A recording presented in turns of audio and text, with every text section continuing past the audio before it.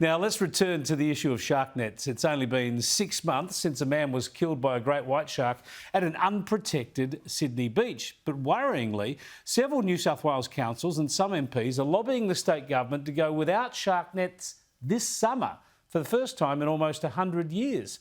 51 nets are installed off beaches in New South Wales between September and April each year.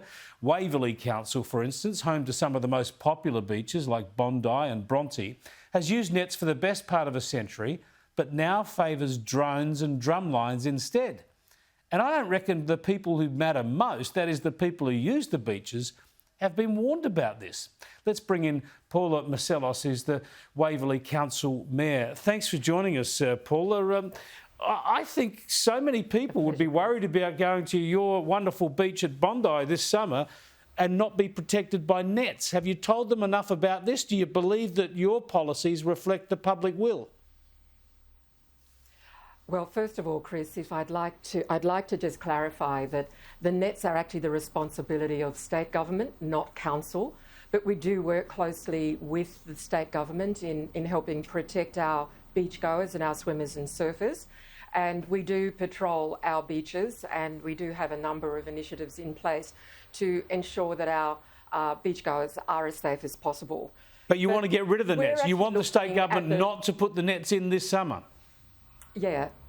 What I'd like to do is to give you a few facts and figures, because the nets are actually very old technology. Yeah, well, hang on a second. Could I just put to you a fact, and that is that in almost 100 years since nets have been protecting the most populous beaches, there's only been one fatal attack in all of Australia at a protected beach, while there's been 50 or 60 at unprotected beaches.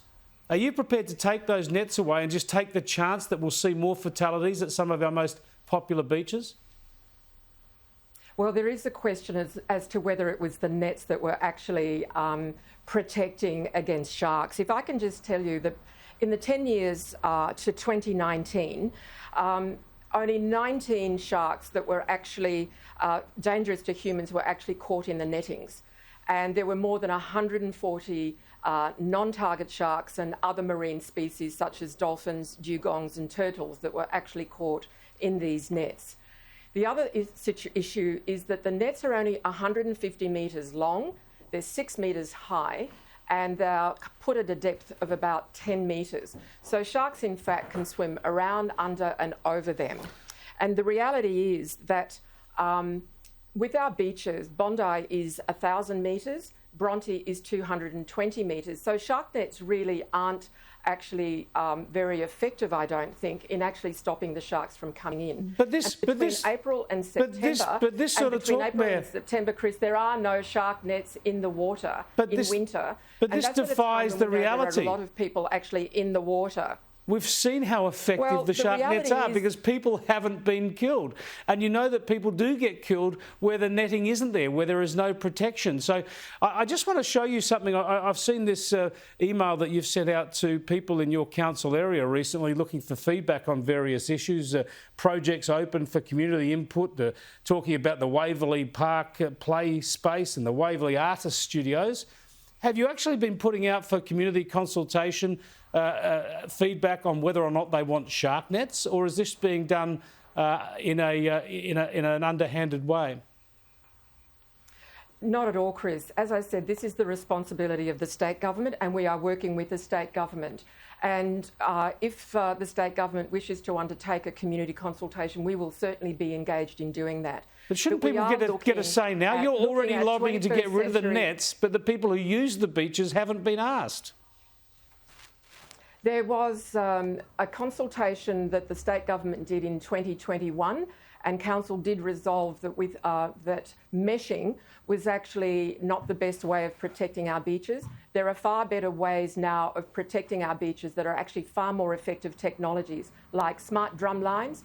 We have a listening buoy in the Bay of Bondi so that it actually can pick up tagged sharks that have been caught by the drum lines. We have aerial surveillance. And I've also moved a mayoral minute last night that we're going to be introducing drones for our lifeguards to be operating so that they can actually undertake much more comprehensive surveillance. So we can watch the sharks while they swim into Bondi. We can actually use. We can watch the sharks when they swim into Bondi and everyone can get out of the water. Well, Chris, I mean, the reality is we are in a marine environment and we share it. And our community is very concerned about the bycatch. As I said, within 10 years of meshing, there were only 19 sharks that were caught that were dangerous to our community. But and no people killed. The bycatch was far more horrendous. Yeah, well, I'll tell you what's horrendous is kids getting killed at the beach. We will see. Thanks for joining us, Mayor. I appreciate you explaining your position. That's Paula Masselos, who's the Waverly Council Mayor. Look, I reckon this has just been happening in an underhand way. I mean, people have been open. They're not pretending that they're deliberately secretive, but it hasn't been put out for public discussion, public feedback. Hasn't been much of it in the media.